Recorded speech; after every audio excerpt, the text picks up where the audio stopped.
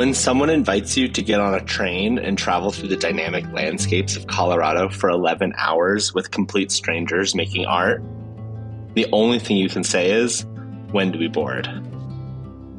So for our artist residency aboard the California Zephyr line, a different artist joined at each stop on the line in Colorado. So we started with an artist in Fort Morgan, the easternmost stop, who represents that region, and then an artist from Denver joined us in Denver, along with an artist from Grand Junction who traveled to Denver so that he could kind of be part of the train experience.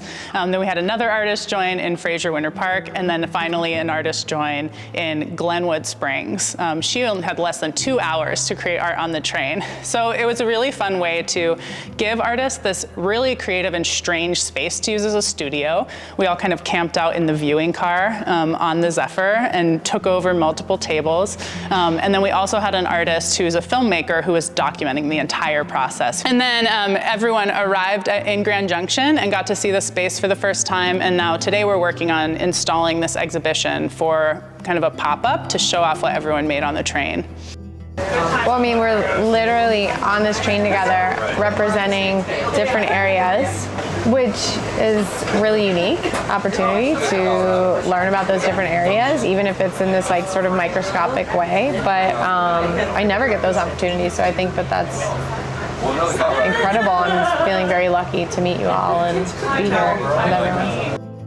From Fort Morgan to Grand Junction on the California Zephyr was nothing like I thought it would be. I'm mentally planning the logistics of creating visual art in a difficult and busy setting. It is bumpy on the moving train, so you just have to be careful. And the tunnels were dark, but my handy dandy light. It is different because it's moving, and in watercolor, probably in other mediums too, but certainly in watercolor, we talk about happy accidents.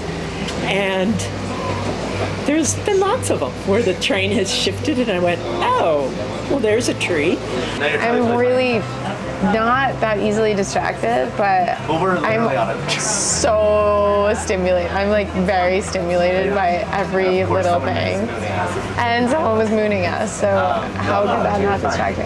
And because I only had less than 2 hours to paint, I do paint pretty quickly, and that was also another challenge that I wanted to take on, and just to see where my abilities are at. I took the California Zephyr for the first time in February of this year. It was going up to Glenwood Springs just kind of for a fun weekend, and I found the train so relaxing. There's no reception, the scenery is gorgeous, and while I was on the train, this whole idea kind of just came to me of like, I want to be on this train with artists, and what if artists could make stuff on the train? And when I got home, I called my friend Dave Go, who's here in Grand Junction, and kind of pitched this whole idea. He was like, I have this idea, like, what could we do here? You know, I really want to partner with you on this. And then Dave kind of had a similar, like, here's all the things we can do in Grand Junction with this. My involvement in the project really started when Emily texted me. She's like, hey, I got this weird idea. Are you in? And I was like, of course I'm in. I'm definitely in. We have this really great facility here in Junction, this old train depot. Let's incorporate that into it. So this building was built in 1906, so it's well over 100 years old. As you can see, it's a really beautiful space. I mean, buildings like this don't exist anymore. The architecture of the space is really inspiring. Everybody who comes in here is really curious about the building. I would say locals in Grand Junction are also really curious about this space and really protective of this space. So for a long time, we've talked locally about like, let's restore the depot and bring it back to life. It's been abandoned or empty since the mid-90s, and a new ownership group came in. They're really active in trying to bring this space back to life. I pitched this idea of, hey, we're doing this train-based arts residency. What if we have the opening show at the depot? And they were immediately in.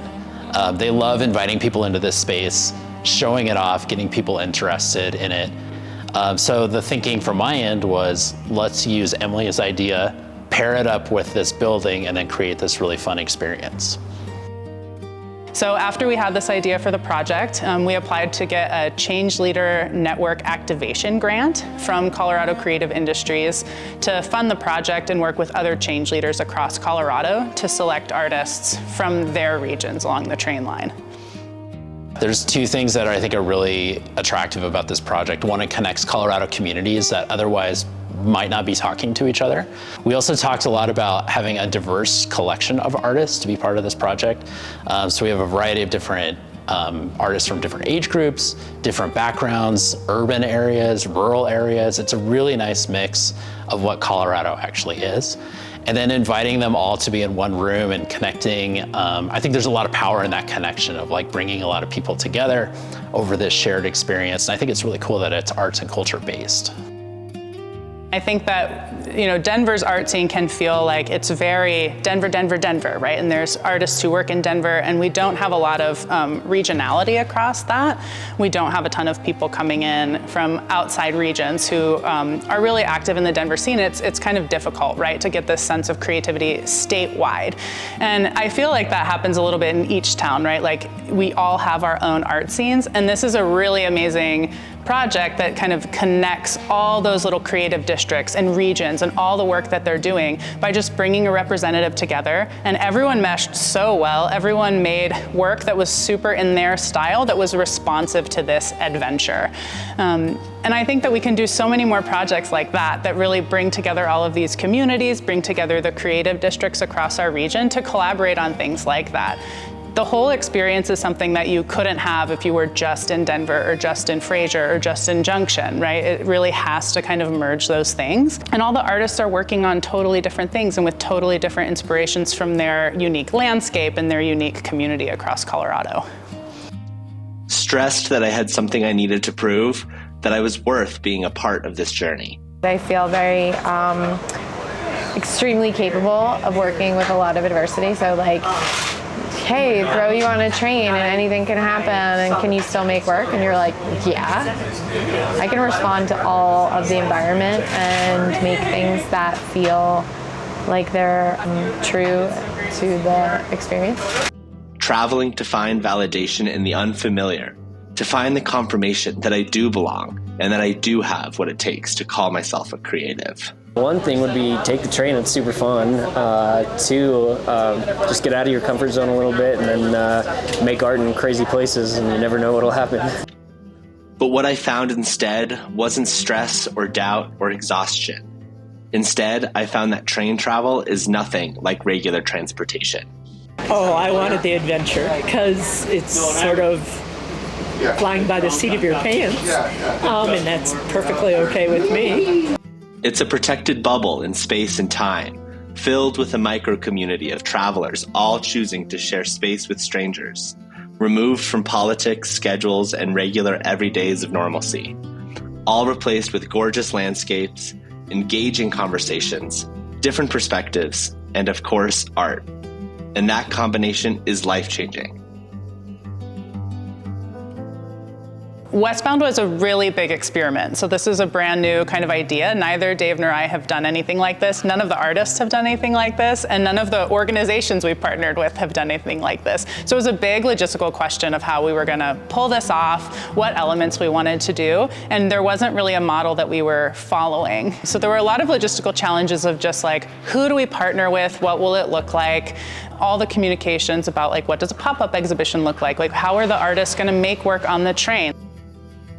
All of the artists were given a packet of materials from Denver Public Library's Special Collections and Archives that all talk about the history of the California Zephyr line, and artists could use these materials as inspiration, or not, up to them, to kind of inform their artwork and give a historical context for this really big adventure we were all about to go on. I'm making barn-style quilts, but it's from the history of the train track and our trip. I'm gonna try and get 3 finished. I have 3 with me. I'm gonna try and finish them all. I'm just making things that are fun today. So rubbings of the train textures, fun drawing, collage, play, rubbing things. I'm also making things like this, which are just location drawings. I'm a tattoo artist primarily, but in doing that, I tattoo watercolor flash paintings. So I'm making some watercolor flash paintings, 4 different panels that are related to the train, and they're also related to Colorado history in general. You know, the time frame of like train history really coincides with a lot of American traditional tattoo history. So a lot of the kind of stylization of some of that art kind of just goes hand in hand. I do watercolors, and I'm looking out the train window and go, yeah, I'll paint that. I'm hoping to get 6 done. I paint fast, just the way I do it. And if I don't, that's fine too. So yesterday on the train, I created more of a landscape and put in like the mountains and just the nature of traveling through with Amtrak, and also adding a little bit of the train itself. I'm a very colorful person, and I was just thinking about Colorado and separating the word into color, Colorado, and just putting in a bunch of colors that really exemplify all the seasons of what Colorado has, and like the beautiful landscapes and natures and scenic views. And I just wanted to go to town on that and just exemplify a little bit of like what you can see when you're on a train. On the second one, I went a little bit more graphic designy, more illustrative, and I wanted to show just the line of the map. And so you see the little dots on there, which represent like the cities that the train will stop at, and then wanted to put a little bit of some like really outlined landscapes and mountains and terrain, just to kind of keep them in the distance as if like they're in the background, but they're there, but you pass them and then you see them. They're like a fleeting, you know, visual that you go through when you're on the train. And then just some trees, because trees are always all around us. And then the third one, I did it on a plexiglass, and I wanted to leave the sky open, because the sky is definitely also moving as you're moving in the train, and changes, and you can go through different seasons. And that one I wanted to also create a little bit more movement into the train as if it's coming towards you, and adding water, and so very nature-based too. Well, I think that I did the rubbings first because I wanted to have a relationship with the train and understand the textures and the movement and things like that a little better, which I think gave me a little bit of that, and then figured I would make work after that felt right. And so it kind of led me into drawing on some of the materials I brought. They were all selected through a process of kind of talking to their own communities. So Dave helped pick an artist from Grand Junction, I picked an artist from Denver, and then we coordinated with change leaders Amy Kimberly in the Carbondale area to select someone to represent their region and get on in the Glenwood Springs stop. And then we worked with Sarah Davis, who's a change leader out of Sterling, to help select someone from her community. So we really coordinated with that change leader network to figure out, like, you're in your community, who would be good for this project? I mean, we never get opportunities to mingle outside of our little regions. Even like Boulder to Denver doesn't connect. So this is a really great opportunity to meet people from different areas and come together. It was fun that there's all kinds of different artists on this journey, and I like walking around and seeing what they're doing. I guess just being with other artists doing the same thing, and it's just kind of a special moment. And so, and we all just connect in that way because we're all creating in our way. I think years from now, I'm going to look back on this project just as this kind of little golden collection of days. They feel really magical and idyllic. It's important to note that no one, like I knew 2 of the people who were getting on the train, our Denver artist and our filmmaker from Denver. Otherwise, everyone were strangers. No one knew each other at all. And it was a huge leap of trust for each of these artists to sign up for this project, to commit to 3 days with complete strangers from across the state and say, yeah, we're gonna stay in a hotel together. We're gonna put on an art exhibition together. We're gonna spend, total like 20 hours plus on the train there and back together. That was a big risk that they all took. And it was a little uncertain for me, being like oh, you're all strangers, I'm inviting you to this weird project. It's so collaborative. And everybody just personality-wise is like so lovely. Everyone meshed really, really well and has just been kind of all in on the process. And I think that shows a lot of the benefit of kind of merging across our region too, right? Is that people are just so similar. We all share so much commonality across the state, across the country, that when you have a project like this that people can get around, they really dive in. I like that it started in Fort Morgan with an artist that's totally different from me, and I love seeing their work. I sort of get stuck with not in a bad way, but stuck in my art community in Fraser, Colorado, and it's kind of nice to see new paints. To have a practice as an artist, I think you should be flexible always. I mean, isn't that the beauty of being a creative mind, is that nothing really should ever create boundaries or parameters for you at all. And so to be in this experience is just kind of highlighting that idea of like you can make work anywhere, any kind of work. You don't need to have this like incredible, beautiful, perfect studio or anything like that. That's an advantage, but not necessary. I think just the experience of being together with other artists as well and working towards the same goal, but also pumping each other up and praising each other for doing this work and being creative together as community, especially when we've never met each other. I think it's such a beautiful thing to be able to produce something like this so that like anybody from all walks of life can do activities such as this that really combine unity and community and art all over the world, even nationwide. So we integrated the timeline of this project so that we could be here for Grand Junction's Arts Week. It's their big 10th anniversary. So instead of kind of coming and saying like, we're all coming to Grand Junction, we're gonna have our own event, come on, your local community to celebrate all these other artists, we really wanted to integrate it as this kind of joint celebration. Grand Junction has amazing things going on here, and they have a really cool creative community and really, really active projects.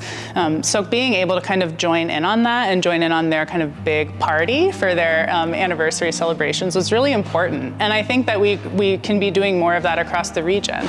It's pretty unique to like travel to another city to celebrate the things that they're creatively doing in their community. And the more that we do that, the more that we can have more mutual aid between our communities, the more that we can support and share knowledge and resources amongst our communities. You know, this space to me, I think what we can do as artists and creatives is really help bring attention to things. So what was really inspiring about this project to me is we can use this arts and culture catalyst to really bring a lot of positive attention to this building.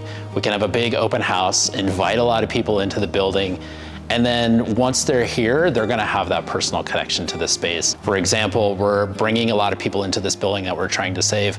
That helps keep momentum going for that restoration project, brings more attention to it, brings more eyeballs to it, and eventually like pushes it forward to a place where they can actually do the restoration and bring the building back to life. So I think it's really cool that arts and culture can play a big pivotal role in that. I mean, we always think of arts as a secondary or kind of background sort of thing if you have time or if you have funding for it. And I think with this project, we can show that it can be a primary reason to help drive new activity in your town.